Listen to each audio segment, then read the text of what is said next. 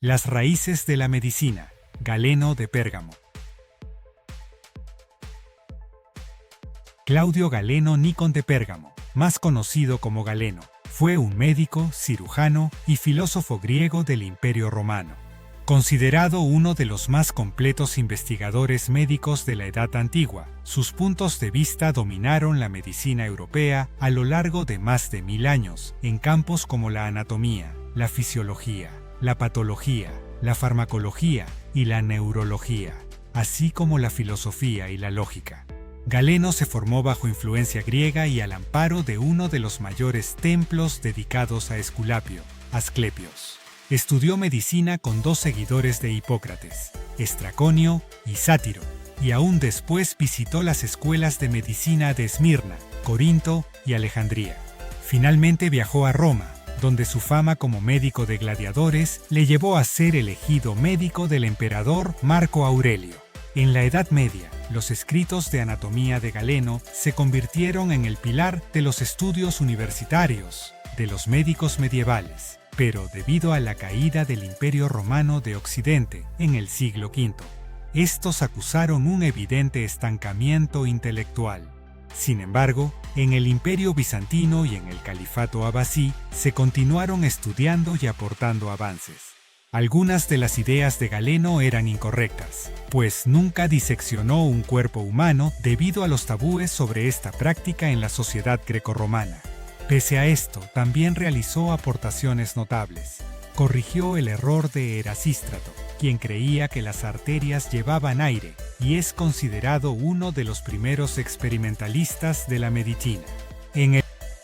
Profesores y estudiantes de medicina de Bolonia comenzaron a diseccionar cuerpos. Mondino de Luzzi, años 1275-1326, redactó el primer libro conocido de anatomía basado en disecciones humanas.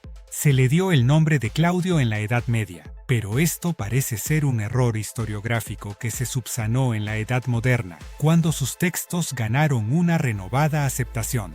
En la década de 1530, el anatomista y médico de Bruselas Andrés Vesalio comenzó a traducir del griego al latín muchos de los textos de Galeno y su influyente publicación de anatomía, De Humani Corporis Fabrica, año 1543, estuvo profundamente influida por la obra del médico grecorromano. Primeros años, 129-161. Galeno nació en Pérgamo, actual Bergama, en Turquía, en el año 129, en el seno de una familia adinerada. Su padre, Helio Nicón, que además de arquitecto era terrateniente, lo educó cuidadosamente en el pensamiento estoico, quizás con el propósito de hacer de su hijo un filósofo. Galeno, desde muy joven, se interesó por una gran variedad de temas: agricultura, arquitectura, astronomía, astrología, filosofía, hasta el momento en el que se concentró en la medicina. Se dice que su padre le inclinó hacia los estudios de médico tras soñar una noche con Esculapio, dios de la medicina, que le predijo el destino de su hijo. Así, a los 20 años Galeno se convierte en terapeutes, discípulo o socio del dios Asclepio en el Asclepeion de Pérgamo durante 4 años, donde iniciaría sus estudios de medicina. Después abandonaría el templo para ir a estudiar a Esmirna y a Corinto. En estos primeros años toma contacto con la obra del célebre médico Hipócrates de Cos, que sería su principal referente a lo largo de su carrera romana en la historia de la medicina. Galeno completaría sus estudios en Alejandría, Egipto, la antigua capital de los Ptolomeos y principal centro cultural del Mediterráneo. Galeno aprendería aquí la importancia de los estudios anatómicos y fisiológicos para la medicina, y entraría en contacto con la obra de importantes anatomistas como Herófilo y Erasístrato. Regresó a Pérgamo en el año 157, al enterarse de la muerte de su padre, que le legó una gran fortuna. Allí trabajó como médico en la escuela de gladiadores durante 3 o 4 años. En este periodo adquiere experiencia en el tratamiento de los golpes y heridas. Años más tarde hablaría de las heridas como las ventanas en el cuerpo. A partir del año 162 vivió en Roma, la capital imperial, 11, en donde escribió numerosas obras, demostrando de ese modo públicamente su conocimiento de la anatomía. Consigue una gran reputación como médico experto y cuenta con una nutrida clientela. Uno de sus pacientes fue el cónsul Flavio Boecio, quien lo introdujo en el tribunal y acabó siendo médico en la corte del emperador Marco Aurelio y su corregente Lucio Vero. Durante un breve período regresó a Pérgamo, entre los años 166-169, hasta ser llamado por Cómodo, hijo de Marco Aurelio. Durante su estancia en la corte Galeno fue testigo de importantes acontecimientos, como la llegada de la llamada peste antonina, que describió y relató en sus obras, las guerras marcomanas, el asesinato de Cómodo, la guerra civil y la llegada al trono de Septimio Severo. Debido a que en la antigua Roma, la disección de cadáveres estaba prohibida por la ley, Galeno realizó estudios diseccionando animales como cerdos o monos. Esto condujo a que tuviera ciertas ideas equivocadas sobre el cuerpo humano. Galeno pasó el resto de su vida en la corte imperial, escribiendo y llevando a cabo experimentos. Hizo vivisecciones de muchos animales con el fin de estudiar la función de los riones y de la médula espinal.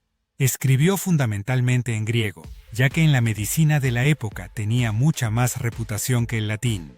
Según sus propios testimonios, utilizó a 20 escribientes para anotar sus palabras.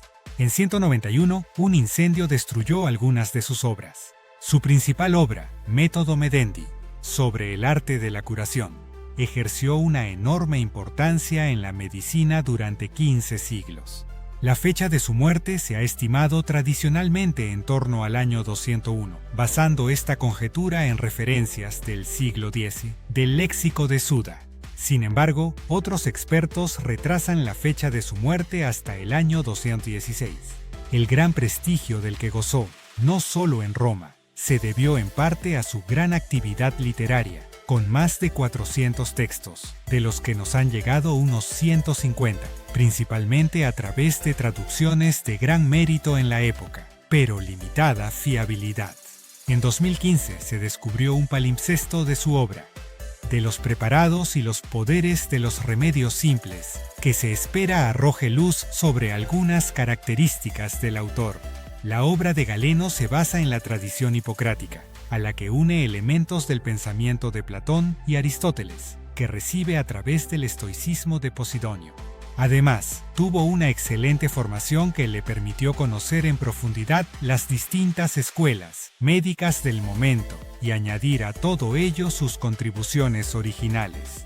Su fisiología, por ejemplo, se basa en las ideas aristotélicas de naturaleza, movimiento, causa y finalidad, con el alma como principio vital según las ideas de Platón, que distinguía entre alma concupiscible, con sede en el hígado, alma irascible en el corazón y alma racional en el cerebro. Etocero. Fisiología general galénica.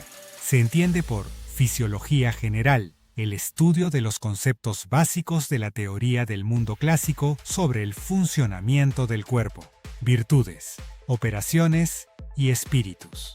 Un espíritu, spiritus, término latino que traduce el griego pneuma. Para la fisiología antigua, es una materia sutilísima que pone en funcionamiento los órganos de una cavidad. El concepto de espíritu en la medicina clásica, por tanto, no se contrapone de forma excluyente al de materia, sino que los espíritus son una forma especial, y especialmente sutil, de materia. Para Galeno, y a partir de él para toda la medicina antigua, los espíritus se agrupan en 3 tipos, correspondientes a los 3 tipos de alma, entendiendo por alma, psique, el principio del movimiento y de los cambios en los seres vivos. El espíritu, pneuma, natural, que los filósofos solían denominar espíritu vegetal o vegetativo, correspondiente al alma concupiscible. Tiene su sede en el hígado, que es el órgano fundamental del abdomen para los clásicos. Desde el hígado, el espíritu natural se difundiría por las venas, que, según la concepción clásica, partirían del hígado hacia todo el organismo. El espíritu natural es el responsable de las diversas funciones o facultades, dinameis, de los órganos del abdomen. Las funciones del abdomen son precisamente lo que un fisiólogo antiguo denominaba sus virtudes. El término virtud viene de vis, que significa fuerza, y que equivale en latín al griego dynameis. Por tanto, los espíritus son los que desencadenan las virtudes de los órganos, y las virtudes se identifican con las fuerzas que hacen funcionar a los órganos. Las virtudes de los órganos abdominales van a ser las funciones vegetativas, es decir, las funciones propias de los vegetales, nutrición y crecimiento. Además, en el abdomen están los órganos de la reproducción, virtud o función, o facultad, que también realizan los decurandi ratione vegetales. De acuerdo con esto, las virtudes, fuerzas puestas en acción por los espíritus, van a ser propiedades de los distintos órganos. El riñón, por ejemplo, tiene una virtud atractiva de la sangre y otras expulsiva de la orina. La unión de un conjunto de virtudes que se combinan entre sí forma una operación, como la purificación de la sangre con eliminación de la orina. Húmete. La operación es, por tanto, la acción que realiza un determinado órgano, y puede incluir varias virtudes coordinadas. Las virtudes abdominales, cada una de ellas correspondiente a un órgano, se clasifican en principales, digestión, crecimiento y generación, y secundarias, atractiva o apetitiva, retentiva, conversiva, expulsiva o excretiva. El alimento es deglutido, digerido y asimilado, y los residuos son eliminados, gracias a estas virtudes. Hay también virtudes psíquicas con sede en el abdomen, virtudes concupiscibles, relativas al deseo, que funcionan por pares, amor-odio, deseo-abominación, gozo-tristeza. El espíritu, pneuma, vital, localizado en el tórax, cuyo órgano fundamental es el corazón, y que además incluye los pulmones, corresponde al alma irascible, de la que son propias las virtudes o facultades, dynameis, vitales.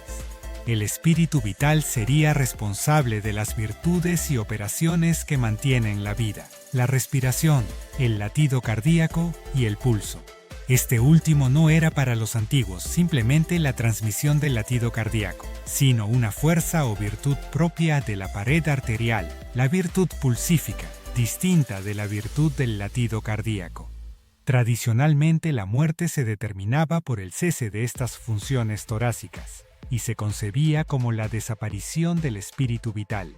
El pneuma o spiritus vital se desplazaría por las arterias a partir del corazón. Pero, así como el latido es la función del corazón, el pulso es la función de las arterias. Es una vis per se, una fuerza autónoma, y la respiración es la función de los pulmones. Estas son las virtudes o facultades, dynameis, vitales principales, siendo las secundarias las mismas que en el caso del abdomen, la atractiva de los pulmones sobre el aire, la expulsiva del corazón con respecto a la sangre, etc. También en el tórax habría, para los antiguos, virtudes psíquicas, las llamadas virtudes irascibles, como lo serían la ira, la audacia y su opuesto el temor, o la esperanza y la desesperación. A partir del corazón, el espíritu vital se transmitiría a todo el organismo a través del sistema arterial. El espíritu, pneuma, animal, que es el superior, con sede en el cerebro, y cuyas virtudes y operaciones más complejas, de carácter mental, serían las características del ser humano. Este tercer tipo de pneuma se desplazaría desde el cerebro a los diferentes órganos por el interior de los nervios. Corresponde al alma racional. Este tercer tipo de virtudes, o facultades, dynameis, animales, se dividiría en varios tipos: aferentes, sensitivas, que reciben sensaciones a través de los órganos de los sentidos, y eferentes, motoras, que gobiernan el movimiento de los músculos. Hay además virtudes intermedias, centrales u ordenadoras, que tienen lugar en el sistema nervioso central, la imaginación, la razón y la memoria. En la fisiología general galénica es también muy importante el concepto de calor innato, esencial para la vida. Su sede es el corazón, desde el cual se difunde por todo el organismo a través del pulso. El combustible a partir del cual se produciría este calor innato es el alimento, y la respiración tiene, en relación con él, una función refrigerante. Fisiología especial. Galénica. La concepción clásica de las principales funciones del cuerpo humano puede ser expuesta a partir de lo que ocurriría al ingerir un alimento. Actuarían, en primer lugar, la virtud de la boca de masticar y la de tragar, complementadas por la virtud del estómago de atraer el alimento. La interacción de todas estas virtudes formaría la operación de deglutir. Mediante la virtud conversiva del estómago, los alimentos deglutidos son convertidos en quilo. Los procesos a los que es sometido el alimento en el estómago e intestino se denominan primera digestión. Las sucesivas digestiones que se van a producir irán separando lo puro de lo impuro, y cada una de ellas producirá unos residuos que serán eliminados, purificando así el resto. Los restos de la primera digestión serán las heces fecales. El quilo, los alimentos purificados por la primera digestión, será transportado al hígado, a través de las venas mesentéricas y porta, y sufre allí una segunda digestión, de la cual surgen los humores. El hígado es, por tanto, el laboratorio en que se gestan los 4 humores, y fundamentalmente, la sangre, a partir del alimento ya transformado en quilo. Entonces, la segunda digestión produce también sus residuos, que irán a los riñones y se eliminarán por la orina. La bilis negra o atrabilis, uno de los humores producidos en el hígado, va en gran parte al vaso. Otra parte, mezclada con la sangre recién creada en el hígado, se distribuye por las venas. Es la sangre venosa. Para la medicina galénica, el sistema venoso tiene su origen en el hígado y se ramifica a partir de él, y no del corazón. El hígado, órgano esencial del abdomen, es la fuente de las venas, que distribuyen por todo el organismo la sangre venosa, que por llevar mezcla de humores tendrá un color distinto de la sangre arterial, que es más pura. A través de la vena cava llegaría también sangre desde el hígado a la aurícula derecha y de ahí al ventrículo derecho, donde encontraría 2 posibilidades. Una parte atravesaría el tabique interventricular, a través de unos supuestos poros, pasando al ventrículo izquierdo. El resto iría a los pulmones, por lo que llamaban la pena arteriosa, la actual arteria pulmonar. Esta sangre que desde el ventrículo derecho se dirigiría al pulmón, serviría para alimentarlo, y por tanto no retornaría al corazón. Habría también unas arterias venosas, las actuales venas pulmonares, que irían del pulmón a la aurícula izquierda. Estas arterias venosas no llevarían sangre. La que llegó al pulmón se quedó en él. No hay circulación pulmonar en la fisiología antigua. Lo que llevarían las arterias venosas es pneuma, el espíritu que el pulmón extraería del aire al inspirar. El pneuma que pasa de la aurícula al ventrículo izquierdo encuentra allí la sangre que pasó desde el otro ventrículo por los poros. En el ventrículo izquierdo el pneuma purifica la sangre y la hace más sutil. Los desechos de esta nueva purificación de la sangre se expulsan mediante la expiración. Esta sangre pneumatizada, que hoy se llama sangre oxigenada, se distribuye a través del sistema arterial a todo el organismo.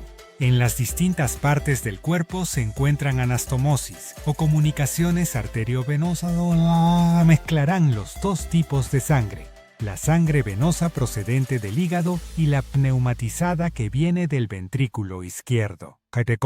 La mezcla de sangre se transvasará y ya fuera de las arterias y venas, se solidificará progresivamente, alimentando y haciendo crecer los distintos miembros del cuerpo al convertirse en la materia que los constituye, que es, en última instancia, una solidificación de los humores. Así la sangre se transforma en las distintas partes del cuerpo y por tanto no retorna al corazón. Esta transformación de la sangre en partes del cuerpo es la tercera digestión, cuyos residuos se expulsarán al exterior en forma de sudor, pelos, uñas, etc. También al cerebro, como al resto de los órganos, llegaría la sangre distribuyéndose en la llamada rete mirabile, una red arteriovenosa de las meninges que de hecho existe en los cerdos, pero no en los hombres. Allí la tercera digestión o cocción de la sangre daría como producto una materia sutilísima, gracias a la cual podrían funcionar las virtudes más espirituales y típicamente humanas de la vida de relación. las facultades anímicas. Los desperdicios correspondientes a esta digestión se expulsarían al exterior a través de los órganos de los sentidos: legañas, cerumen del oído, mucosidades nasales, etc. Aportes de Galeno a la medicina. Demostró cómo diversos músculos son controlados por la médula espinal. Identificó 7 pares de nervios craneales. Demostró que el cerebro es el órgano encargado de controlar la voz. Demostró las funciones del riñón y de la vejiga. Demostró que por las arterias circula sangre y no aire, como pensaban Erasístrato y Herófilo. Descubrió diferencias estructurales entre venas y arterias. Describió las válvulas del corazón. Describió diversas enfermedades infecciosas, como la peste de los años 165-170 y su propagación. Dio gran importancia a los métodos de conservación y preparación de fármacos, base de la actual farmacia galénica. Su tratado sobre el diagnóstico de los sueños, De Dignotione ex insomnis libellis, en latín, describe los sueños, es decir, las ensoñaciones, y afirma que estos pueden ser un reflejo de los padecimientos del cuerpo. Si te ha gustado este video, no olvides darle like y suscribirte para más contenidos interesantes. Hasta la próxima en Operación Conocimiento.